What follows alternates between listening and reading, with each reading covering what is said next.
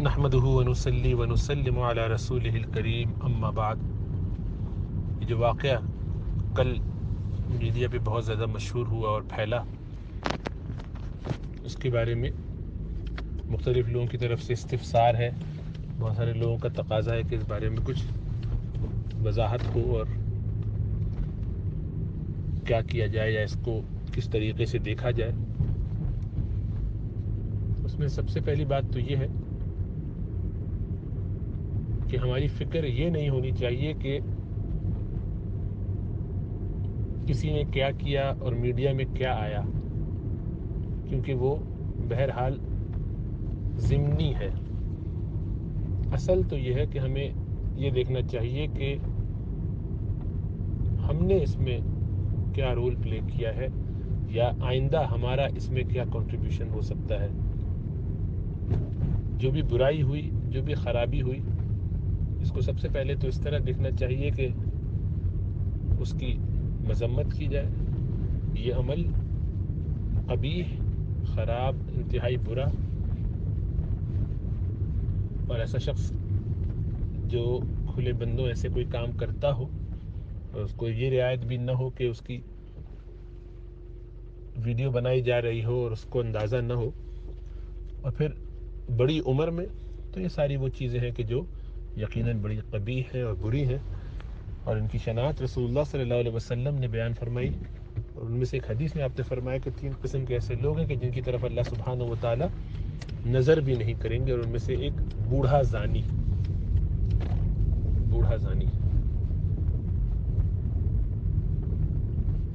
تو یہ سب گناہ کے کام ناپسندیدہ بھی ہیں، مکروہ بھی ہیں، حرام ہیں، اس لیے اس سے جتنا بھی اپنے آپ کو بری رکھا جائے اور اس کی اتنی زیادہ مذمت کی جائے وہ مناسب ہے۔ لیکن یہ اس فعل کی مناسبت ہے، ساری گفتگو اس نسبت سے ہے کہ یہ فعل قبیح اور غلط ہے۔ اب جس شخص کے ساتھ یہ واقعہ منسوب ہوا ہے اس کو ہم تو نہیں جانتے، بہت سے لوگ شاید جانتے بھی ہوں گے، معروف ہوں گے تو جانتے ہوں گے، پاکستان میں لوگ زیادہ جانتے ہوں گے، لیکن قطع نظر اس سے کہ وہ شخص کون ہے، قطع نظر اس سے کہ اس کی حیثیت کیا ہے، سب سے پہلے تو یہ دیکھنا چاہیے کہ کیا یہ واقعہ ثابت شدہ ہے، یعنی جو واقعہ ہوا ہے ان تمام تفصیلات کے ساتھ ایسا ہی ہے جیسا کہ دکھایا یا دیکھا جا رہا ہے۔ آج کے اس دور میں چیزیں کنکاکٹ کرنا، بنا لینا، نئے انداز سے اس کو بھیج دینا، پھر چیزوں کو فریم کرنا، لوگوں کو فریم کرنا، یہ سب چیزیں ایسی نہیں ہیں کہ جو بعید ہوں، کیونکہ اس کا احتمال ہے اور امکان ہے، اور ویریفیکیشن کرنا، اس کی صحیح طریقے سے جانچ کر لینا، اس میں وقت بھی چاہیے اور بہت محنت بھی چاہیے، اور اکثر لوگوں کے پاس، بلکہ تمام ہی لوگوں کے پاس اس کا ٹائم نہیں ہے۔ سب آدمی بے تحاشا اپنی اپنی زندگیوں میں مصروف ہیں، تو ایک چیز جب تک ویریفائی نہ ہو اس وقت تک ہمیں بہت احتیاط کرنا چاہیے۔ یعنی یہ عمل غلط، اور جس نے کیا وہ بھی غلط، لیکن جس نے کیا اس کے بارے میں یہ تحقیق کرنا یا یہ تعین کر لینا کہ حقیقتاً ایسا ہی ہوا جیسا دکھایا جا رہا ہے یا جیسا دیکھا جا رہا ہے، اس پہ حتمی رائے قائم کرنے سے ڈرنا اور بچنا چاہیے۔ اس لیے کہ اللہ سبحانہ و تعالیٰ نے تو خود قرآن کے اندر باقاعدہ سیدہ عائشہ رضی اللہ تعالیٰ عنہ کے حوالے سے پورا ایک مضمون بیان کر دیا سورہ نور میں، اور اس میں ایک لائحہ عمل دے دیا، اور کہا کہ کیوں ایسا نہ ہوا کہ وہ اس پر گواہ لے آتے، اور اگر نہیں لائے تو اللہ کے نزدیک وہی جھوٹے۔ تو ڈیفالٹ یہ ہے کہ ہر شخص کو معصوم سمجھا جاتا ہے جب تک کہ اس کی غلطی، اس کا جرم ثابت نہ ہو، تو جب تک ثابت نہ ہو اس وقت تک ہمیں آپ کو احتیاط کرنی چاہیے، اس پر تبصرے نہیں کرنے چاہیے، میڈیا میں شور نہیں مچانا چاہیے، اس کے بارے میں لکھنا، بولنا، کہنا، عمل کی قباحت واضح، لیکن جس شخص کے اوپر یہ الزام لگایا جا رہا ہو کیا اس نے یہ کیا ہے کہ نہیں، یہ جب تک ثابت نہ ہو اپنی زبانوں کو روک لینا چاہیے، تاکہ ہم قرآن کی اس وعید میں نہ پڑ جائیں کہ اگر تم اس سے باز نہ آئے تو جان لو کہ اس پر اللہ سبحانہ و تعالیٰ تمہیں تنبیہ فرماتے ہیں۔ سختی، اللہ کو شدید یہ بات ناپسند ہے کہ کوئی بات کہی جائے بغیر تحقیق کے، یعنی اس کا فیصلہ ایسے کیا جا سکتا ہے کہ کل اللہ کے دربار میں کھڑے ہو کر کیا ہم میں سے کوئی شخص یہ چیز ثابت کر سکتا ہے کہ ایسا ہی ہوا، جبکہ جس پر یہ الزام ہو وہ یہ کہہ رہا ہو کہ میرے ساتھ یہ معاملہ ایسا کر کے کیا گیا، نشے کے صحت تک، وہ بات غلط ہو سکتا ہے اس میں کوئی جان نہ ہو، کوئی وزن نہ ہو، لیکن جب یہ تقاضا یا یہ بات آ جائے تو پھر ہر شخص کے لیے لازم ہے کہ جب تک کہ پوری تحقیق نہ کر لے کوئی بات نہ کرے، جب تک کہ دونوں طرف کی باتیں سن نہ لی جائیں، صفائی کا موقع نہ ہو جائے، کوئی عدالت ایسی قائم نہ ہو جائے، اس وقت تک کوئی بات نہ کی جائے۔ لیکن چونکہ اب میڈیا کا دور ہے تو لوگ ایسی چیزوں کو اچک لیتے ہیں اور تیزی سے پھیلا دیتے ہیں، بڑھا دیتے ہیں، اور پھر ان کا تقاضا ہوتا ہے کہ اس پر کچھ نہ کچھ ایکشن لیا جائے۔ تو معلوم ہوا کہ جناب مدرسے کے لوگوں نے بھی، واللہ اعلم کہ کتنے دن سے ان کو یہ بات پتہ تھی، اگر یہ بات پرانی تھی اور ان کو معلوم تھی اور انہوں نے تحقیق کی تو انشاءاللہ تعالیٰ پوری تحقیق کے بعد ہی فیصلہ کیا ہوگا۔ اور اسی طرح سے جو ان کی تنظیم ہے جس کے وہ ذمہ دار تھے یا سینئر آدمی تھے، انہوں نے بھی یہ فیصلہ کیا اخراج کا یا جو بھی، وہ بھی اگر کچھ دنوں سے معلوم تھا اور اس پر باقاعدہ ہنگامی مجالس اور شورائیں منعقد کر کے فیصلہ کیا گیا ہے، تمام چیزوں کو دیکھ کر ان کو صفائی کا بھی موقع دے کر، تب تو ٹھیک ہے یقیناً۔ اور اگر ایسا نہیں کیا اور صرف اس لیے یہ فیصلہ کر دیا گیا کہ اس وقت ذرا لوگوں کا پریشر ہے، اس بات کو دبایا جائے تاکہ یہ بات ختم ہو اور ان سے اپنی برات کا اعلان کر کے آگے چلا جائے، تو یہ بہرحال کوئی حکمت عملی کے درجے میں سمجھی جا سکتی ہے بات، ورنہ یہ درست نہیں ہے۔ کسی پر کوئی بھی الزام لگا دے، جس پر کوئی بات کوئی کہہ دے، جب تک وہ ثابت نہ ہو اس میں احتیاط کرنا چاہیے۔ لیکن یقیناً ذمہ داران نے باقاعدہ اس کو دیکھا ہوگا اور غور کر کے فیصلہ کیا ہوگا، تو ان کا فیصلہ وہ جانے۔ لیکن ہماری تو گفتگو ان لوگوں سے ہے کہ جنہیں دین کی فکر ہے، جنہیں اپنی آخرت کی فکر ہے۔ ایسے جتنے بھی واقعات ہیں ان کی شناعت سے کوئی انکار نہیں، اور ان کی تنقید اور ان پر باقاعدہ آواز بھی اٹھانی چاہیے اور اصلاح کی کوشش کرنی چاہیے، اور جن پر ایسی غلطیاں، گناہ اور جرم ثابت ہو جائیں ان کو باقاعدہ سزا بھی دینی چاہیے، اور کڑی سزا دینی چاہیے، تاکہ وہ نشان عبرت بنے اور آئندہ لوگوں کے لیے ایسا کبھی کرنے کی جرت بھی نہ ہو۔ بہت سے لوگ جو اس طرح مدرسے میں پڑھتے ہیں وہ بہرحال ویلنریبل ہوتے ہیں، وہ اگر یعنی اپنا دفاع کرنا چاہیں تو شاید کر بھی سکتے ہو، لیکن کمزور ہیں، کوئی خاص بیکنگ نہیں ہے، خاندانی کوئی قبیلے کا کوئی سپورٹ نہیں ہے، اور مدرسے کا ایسا کوئی سینئر آدمی کوئی عمل ایسا کرے تو ظاہری بات ہے اس کا ایک بھرم، اس کا ایک مقام ہوتا ہے، تو اس کے روب میں بھی آتے ہیں لوگ، اور تو وہ اپنی پاور کو، اپنی اتھارٹی کو ابیوز کرنا چاہے تو کر سکتا ہے۔ تو اس لحاظ سے بہت ہی قبیح عمل۔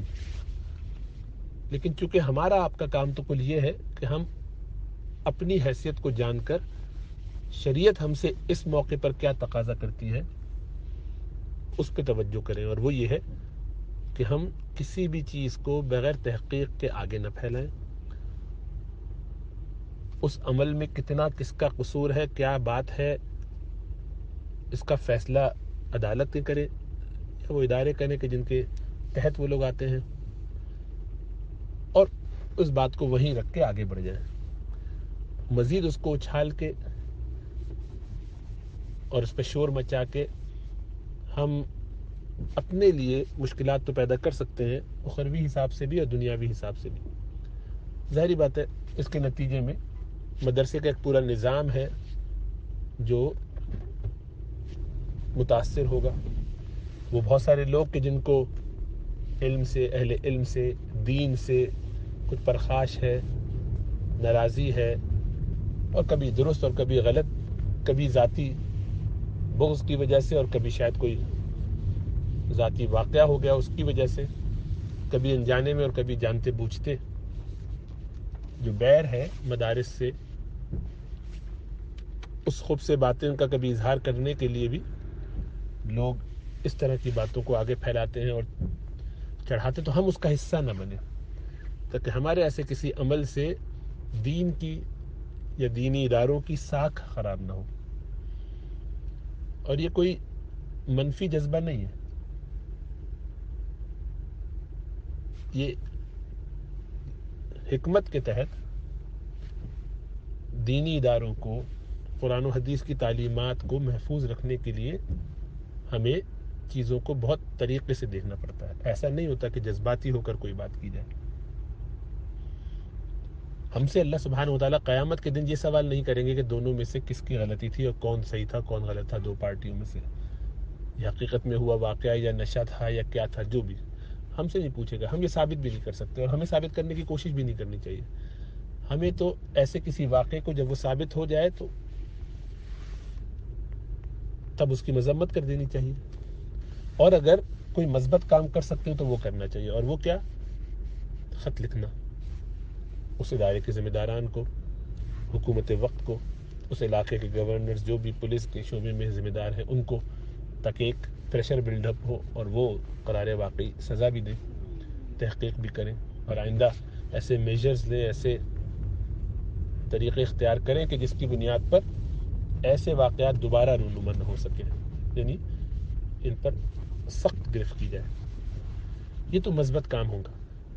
لیکن اپنے اپنے میڈیا پہ، اپنے اپنے فورم پہ، اپنے چیٹ گروپس پہ اس موضوع پر گفتگو شنید، بحث مباحثہ، صحیح و غلط کا ثبوت، ادھر ادھر لگے ہوئے ہیں، یہ اس کی چیزیں فارورڈ، وہ اس کی چیزیں فارورڈ، وہاں سے نکال کے افواہوں کے طوفان اور بیہودہ باتوں کے طومار کھڑے کر دیے جائیں اور دکھائے جائیں لوگوں کو، اور اس کے بعد تبصرے بھی کیے جائیں اور اس چیز کو کہ جو جتنی ہو اس سے بڑھا بھی دیا جائے، اور اپنے اپنے دل میں جو خیالات ہیں ان کا اظہار کیا جائے. یہ سب چیزیں اور وقت کا ضیاع اس کے ساتھ، اور ان میں سے کوئی حتمی نہیں ہے. جب تک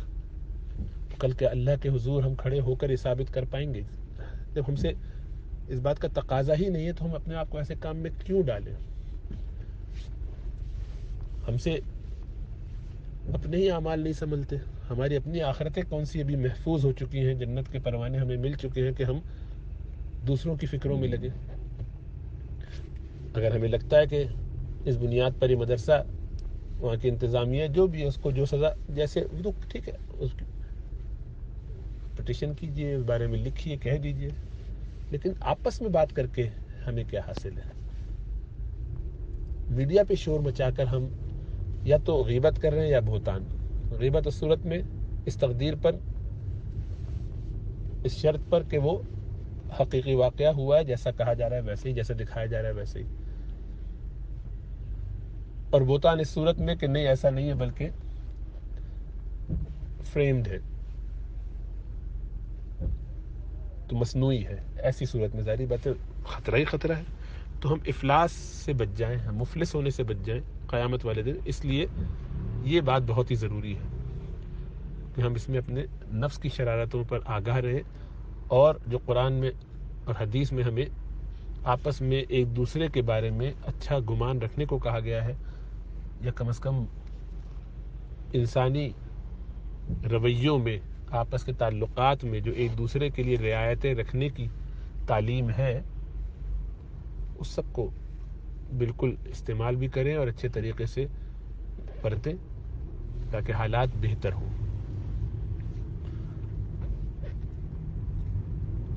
اور پھر فحاشی کی چیزیں، بیہودی کی چیزیں، ان کو آگے پھیلا کر ہم مزید بس اس کو چند الفاظ میں بیان کر دیں. اب اس کی پوری تفصیل اور پوری کہانی لکھنا اور اس کو تاکہ ساری اس کی تفصیلات کے ساتھ دکھانا اور ویڈیو پہ دوسروں کو فارورڈ کرنا تاکہ ہر آدمی دیکھے اور سنے، اور یہ جو ہے خطرہ ہے اس بات کا کہ اس آیت کی وعید میں آئے کہ ان الذین یحبون ان تشیع الفاحشہ، جو فحاشی کو پھیلانا چاہتے ہیں وہ لوگ، تو ان کے لیے کیسا اللہ کی طرف سے دردناک عذاب ہے. اس وعید سے بچنا چاہیے. پھر یہ کہ جو بات جتنی ہو اتنی رکھیں اور اس کو آگے پھر ذرا پھیلانے سے بچیں. خلاصہ یہ کہ ہمیں اپنی فکر ہو. اور ان سب باتوں کے بعد سب سے اہم بات وہ یہ ہے کہ یہ دیکھا جائے کہ اس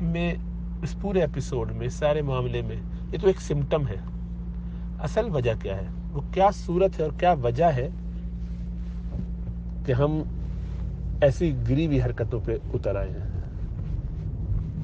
ہمارے دینی ادارے، بڑے بڑے مدارس، اللہ والے جہاں ہم ایکسپیکٹ کرتے ہیں کہ ہوں گے، بارش لوگ سفید داڑیوں والے جنہوں نے اپنی زندگیاں گزار دی، جن کے پوتے نواسے اب عالم بن رہے پڑھ رہے ہوں، تو ان سے ایسا کوئی عمل سرزد ہو جائے تو اس سے ہمیں کیا سبق ملتا ہے؟ خالی یہ کہ ہم دوسرے پر تان کر کے آگے گزر جائیں، یا ہمیں کم از کم دل شدید طریقے سے پارا پارا ہو جانا چاہیے اور کانپ جانا چاہیے کہ کل ہمارے ساتھ بھی معاملہ ہو سکتا ہے، کل شیطان ہم پر بھی غالب آ سکتا ہے. تو ہم اپنے آپ کو محفوظ اور معمون سمجھ رہے ہیں، ایسا نہیں ہے. اس لیے جو کسی کو گناہ میں دیکھے تو اللہ کا شکر اس پر ادا کریں کہ اللہ نے ہمیں اس سے بچا لیا، اور آئندہ اللہ کی پناہ مانگے اور توبہ استغفار کر کے اپنی زندگی گزارے، تاکہ کہیں گناہوں کی نحوست ہمیں ایسا نہ کر دے کہ کل ہمیں یہ حرام حلال کی تمیز بھی نہ رہے.